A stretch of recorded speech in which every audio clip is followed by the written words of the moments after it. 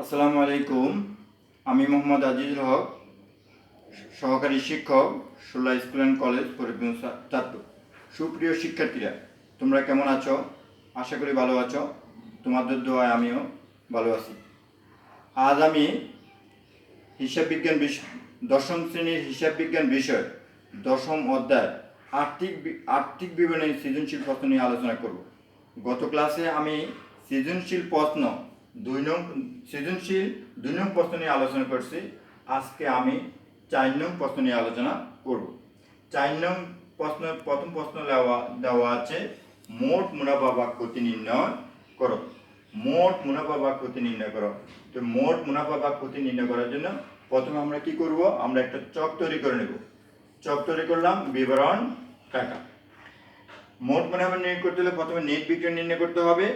আমাদের এই অঙ্কে রেমিলের নেট বিক্রয় দেওয়া আছে। নেট বিক্রয় 3,25,000 টাকা দেওয়া আছে। তো আমরা লিখলাম 3,25,000 টাকা। নেট বিক্রয় থেকে বিক্রিত পণ্যের ব্যয় বাদ দিতে হবে। বিক্রিত পণ্যের ব্যয় আমাদের রেমিলে দেওয়া আছে।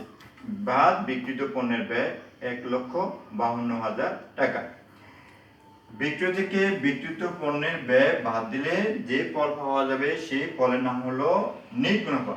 এখন 3,25,000 টাকা থেকে 1,52,000 টাকা বিয়োগ করলে কত থাকবে? 1,73,000 টাকা। বিক্রয়ের পরিমাণ যদি কম হতো আর বিক্রিত পণ্যের ব্যয় যদি বেশি হতো, তাহলে আমাদের কি হতো? ক্ষতি হতো। কিন্তু আমাদের এখানে বিক্রির পরিমাণ বেশি, বিক্রিত পণ্যের ব্যয়ের পরিমাণ কম, সেহেতু কি হয়েছে? আমাদের লাভ হয়েছে। তো মোট মুনাফা কত হলো? মোট মুনাফা 1,73,000 টাকা। আমাদের ক প্রশ্ন কি চেয়েছে? আমাদের ক প্রশ্ন এসেছে মোট মুনাফা বা ক্ষতি নির্ণয় করো। তাহলে আমরা মোট মুনাফা নির্ণয় করলাম, কত? 1,73,000 টাকা। ক প্রশ্ন আমাদের এখানে শেষ। এবার আমরা আসবো খ প্রশ্ন। খ প্রশ্নে কি বলা হয়েছে? প্রশ্নে মোট মুনাফা 1,73,000 টাকা দরের বিশদ আয় বিবরণী প্রস্তুত করো। এখন বিশদ আয় বিবরণী আমরা প্রস্তুত করব। বিশদ আয় বিবরণী প্রস্তুত করলে আমরা দুইটা ফল পাবো, একটা হলো মোট মুনাফা আর একটা হলো নেট মুনাফা। যেহেতু আমাদের ক প্রশ্নে মোট মুনাফা তৈরি করা হয়ে গেছে, তাহলে আমাদের আর মোট মুনাফা তৈরি করতে হবে না, এখন আমাদের তৈরি করতে হবে নেট মুনাফা। তো এখন আমরা নেট মুনাফা তৈরি করব। আমরা একটা চক করে নিব। চক করলাম, বিবরণ টাকা টাকা টাকা। এখন আমরা উপরে লিখবো অঙ্কটা। এই অঙ্কটা কার? এই অঙ্কটা হলো প্রিয়ন্তী এন্টারপ্রাইজের।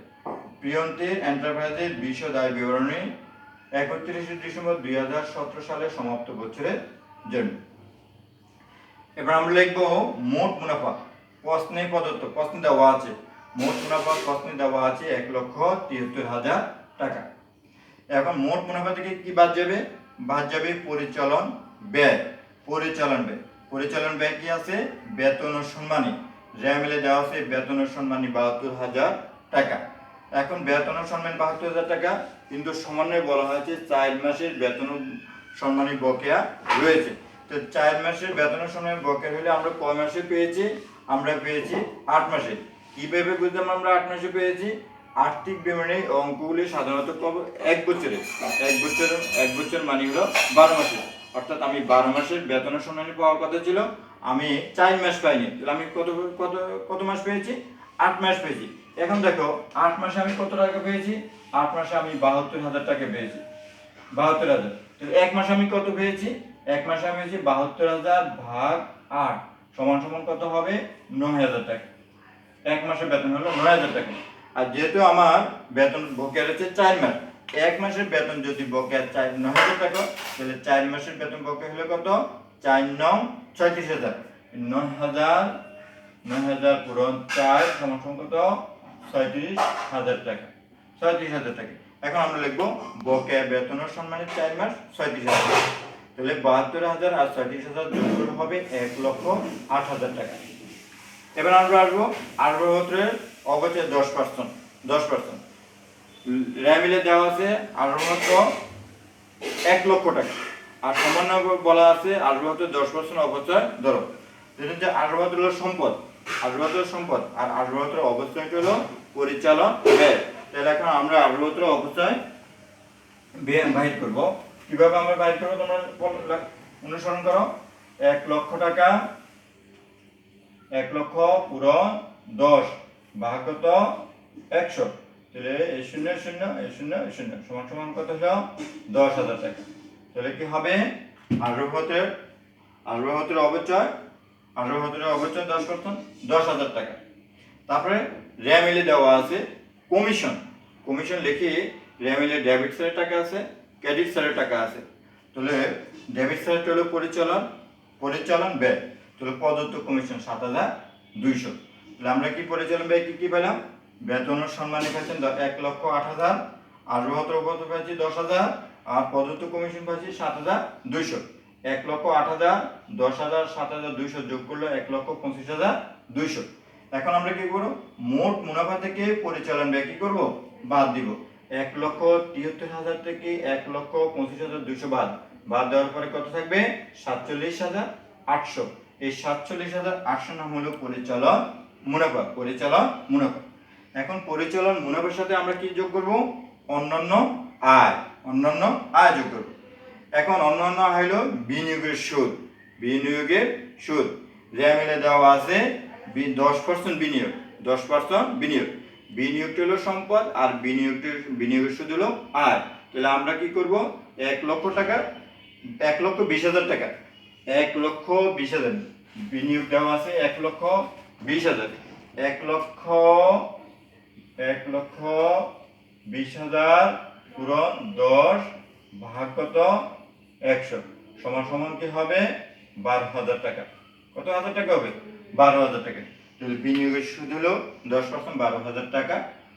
তারপর হলো প্রাপ্য বাটা, রেমিলে দেওয়া আছে প্রাপ্য বাটা 11,000 টাকা।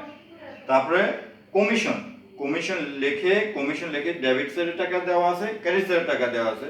আমি আগে বলেছি কমিশন ডেবিট সাইডটা হলো ব্যয়, আর হলো ক্রেডিট সাইড হলো আয়। তাহলে আয়টা হলো অন্যান্য আয়, তাহলে প্রাপ্ত কমিশন হলো 4,000 টাকা। আর সমন্বয়ে বলা আছে প্রাপ্য কমিশন বকেয়া আছে কত 4,000 টাকা। তাহলে 4,000 কত হলো 8,000 টাকা। তাই এখন আমরা অন্যান্য আয় কি পেয়েছি, বিনিয়োগ সুদ পাচ্ছি 12,000 টাকা, প্রাপ্ত বাটা পাচ্ছি 11,000 টাকা, আর প্রাপ্ত কমিশন পাচ্ছি 8,000 টাকা।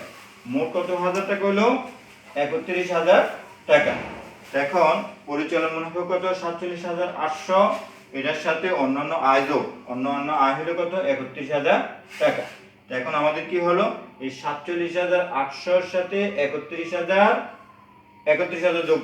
যোগ করলে কত 78,800। এবার এই 78,800 থেকে কি বাদ যাবে, অন্যান্য ব্যয়। এই অঙ্কের মধ্যে অন্যান্য ব্যয় কি দেওয়া আছে, প্রশিক্ষণ ভাতা কত দেওয়া আছে 18,800।